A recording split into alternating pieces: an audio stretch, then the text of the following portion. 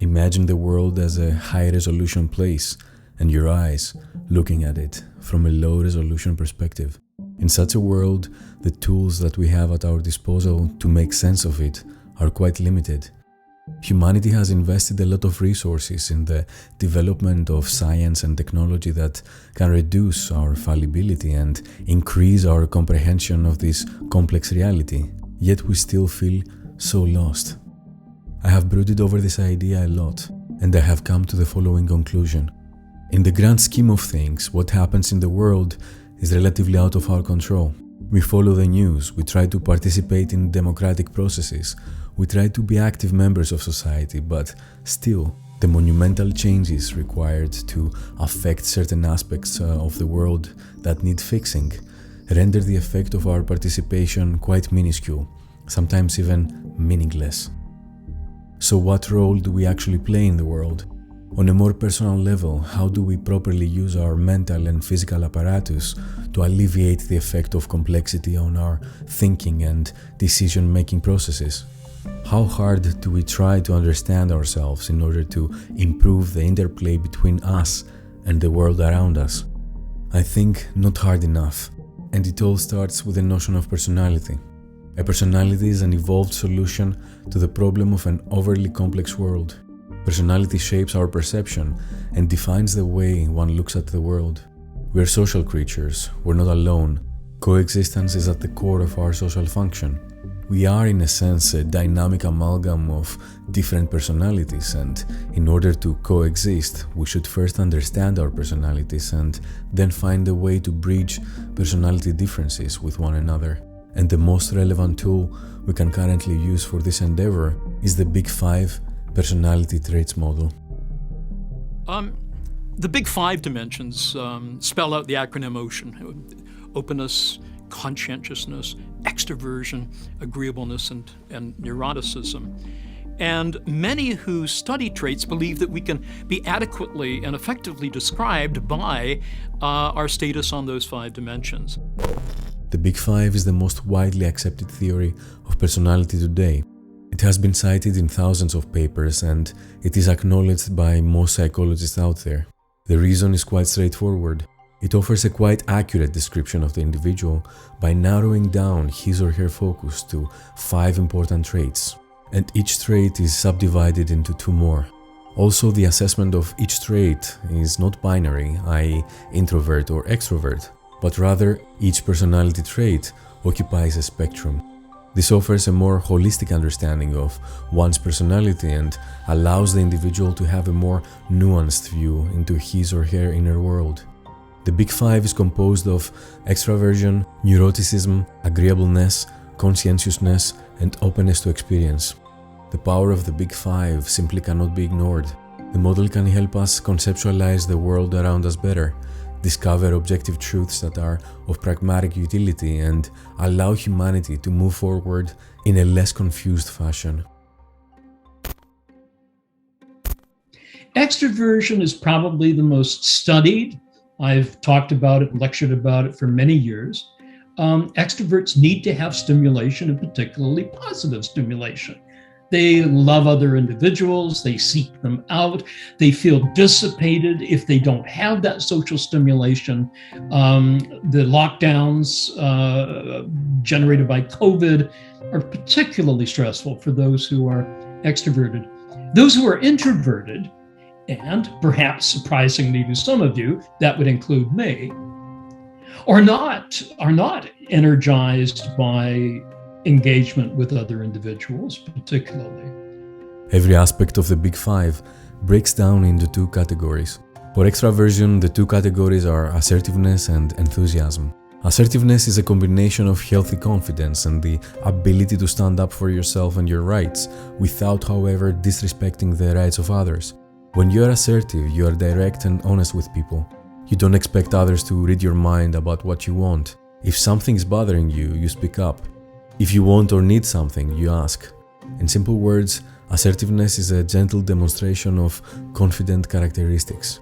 Enthusiasm is closely related to comfort, and especially comfort in one's skin.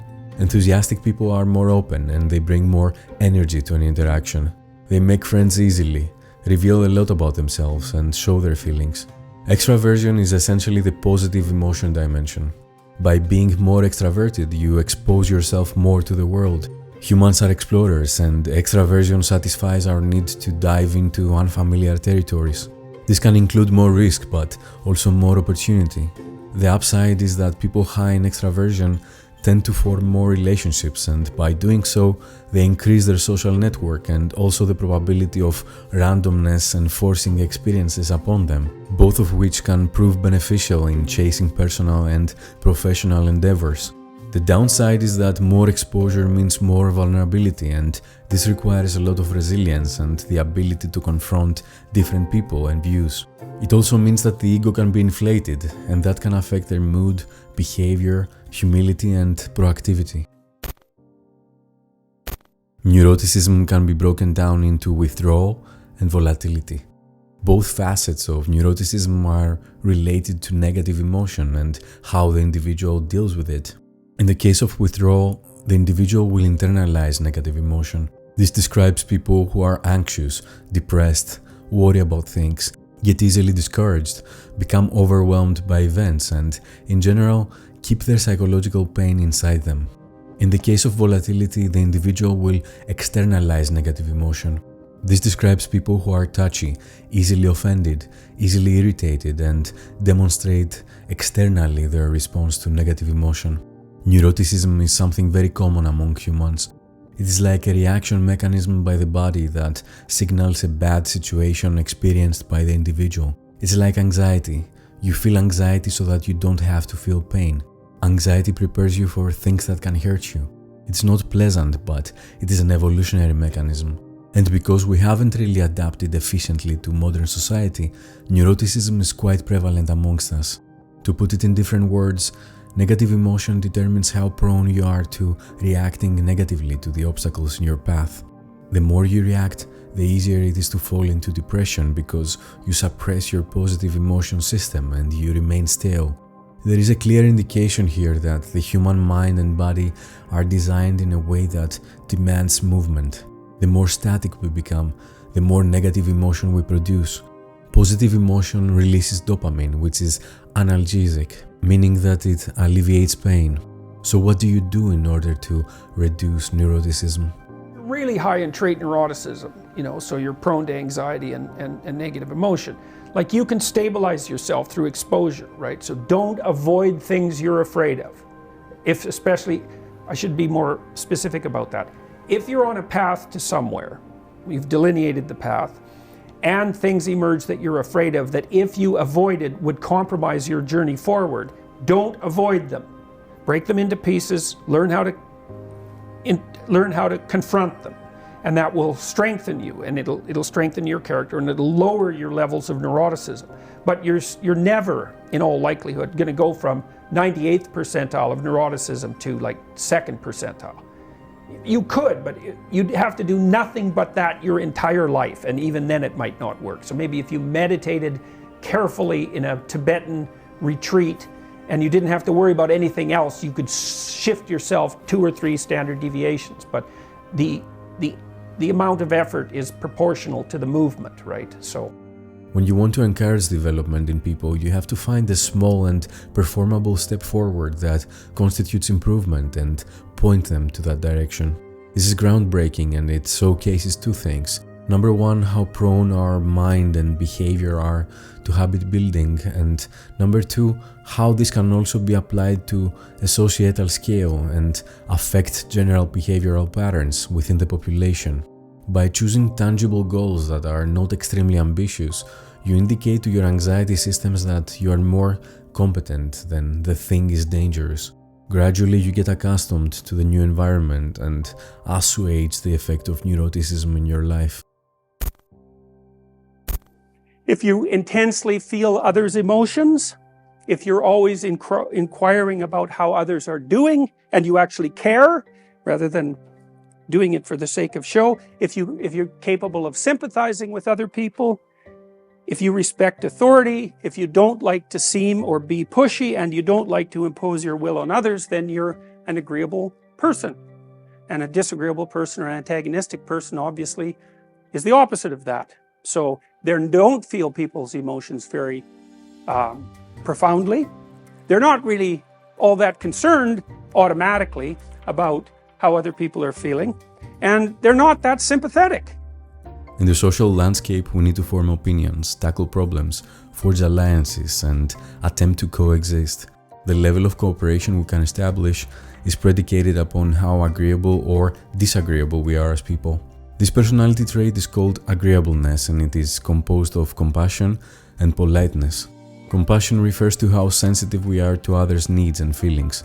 Compassionate people are more empathetic, invest in others, have a soft side, and are easier to get along with.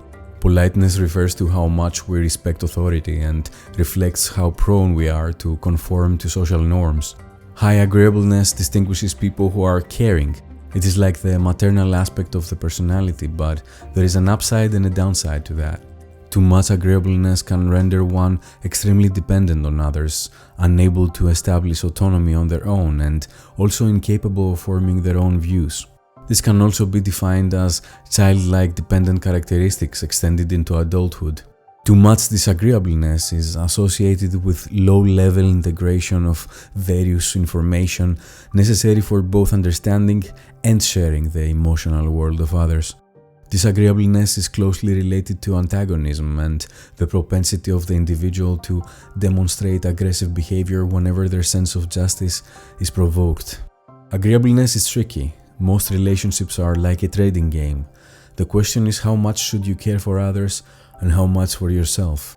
This definitely depends on the occasion, but a rule of thumb to follow is that in every human relationship, reciprocity should be the fundamental rule of the game. So when we look at conscientiousness, what we're really talking about here is impulse control. That's really the cornerstone of conscientiousness. So individuals that are more conscientious, that are higher on that conscientiousness personality trait, tend to be able to control impulses. They tend to plan out activities carefully. They prioritize well. They're fairly well organized. They're good at analysis in the sense that they take the time to analyze. So they think through situations carefully and tend to have good orientation toward detail. The Oxford Dictionary defines conscientiousness as the quality of wishing to do one's work or duty well and thoroughly. A conscientious person is a careful and diligent person. The subdivisions of conscientiousness are industriousness and orderliness. Industrious is someone who is effective and efficacious. They carry out their plans, follow a well-organized schedule, meet deadlines, finish what they start, and know what they're doing. Orderliness refers to people who like to have their personal space in order. They're tidy, avoid clutter, follow routines and rituals, and are bothered by disorder. Conscientious people value duty, diligence, and focus. It is a trait that can predict how effective one can be with their endeavors. But the thing with conscientiousness is that it is very difficult to measure. Apart from self-report tests, there is no real good model that can predict or measure the level of conscientiousness in a person. And that's probably because conscientiousness emerges from other functions. The actual origin of the word is controlled by conscience, governed by the known rules of right and wrong. So there is a clear connection between conscientiousness and morality. Moral people tend to follow rules in order to allow morality to flourish through those rules. But even morality itself is a debatable topic within society. There is also a connection between orderliness and disgust, and industriousness and guilt. The more sensitive someone is to disgust, the more he or she will take care of the aesthetics and the cleanliness of their surroundings. With regards to industriousness, it could be that industrious people work a lot because they feel guilty. Guilty because if they don't work, they don't offer to their community, or they don't feel that they accomplish something meaningful. As you can imagine, excess orderliness and industriousness can lead to certain pathologies. There is always a dark side to every trait. Openness to experience reflects the ability to chase new experiences and engage in creative pursuits. People low in openness tend to prefer their comfort zone and safe spaces, whereas people high in openness tend to question the boundaries of conventional knowledge and seek innovation. Openness to experience is subdivided mainly to openness and intellect, but it can also involve 6 dimensions, including active imagination, aesthetic sensitivity, attentiveness to inner feelings, preference for variety, and intellectual curiosity. The first 5 dimensions are connected to creativity and introspection. People who score high in these dimensions tend to enjoy abstract thinking, challenging problems, and are intellectually curious. With regards to intellect, we need to mention that intellect is not measuring intelligence or IQ. When we look at the personality trait of openness to experience in general, we know that it does have a positive correlation, even though it's relatively weak, with intelligence. And a lot of that correlation we see loaded here on this intellect facet, as opposed to the other facets of openness to experience. So intellect doesn't measure intelligence. It measures a tendency to be interested in learning new things and be challenged. It has an association with intelligence. An individual who scores low on intellect tends to like to deal with people, interact with people as opposed to ideas.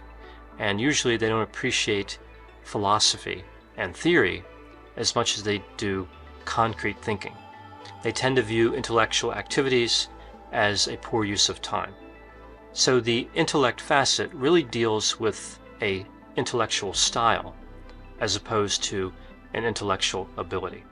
As far as intelligence is concerned, according to Wikipedia, openness to experience is moderately associated with crystallized intelligence. Crystallized intelligence refers to cognitive functions associated with previously acquired knowledge in long-term store. That is the ability to access and use learned knowledge and experience. Different experiences offer different ways to view different problems, and that can have a huge impact on the intellectual development of the individual.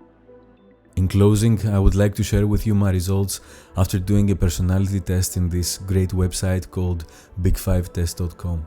As you can see, I'm moderate when it comes to neuroticism, quite high on extraversion, and very high on openness, agreeableness, and conscientiousness. The test is also quite detailed when it comes to the subdivisions of each trait.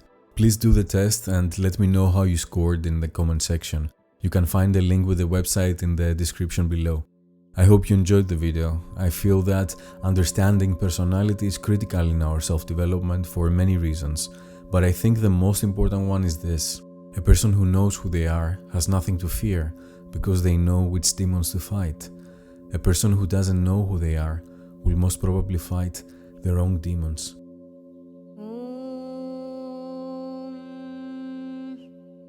Asato ma sadgamaya tamaso ma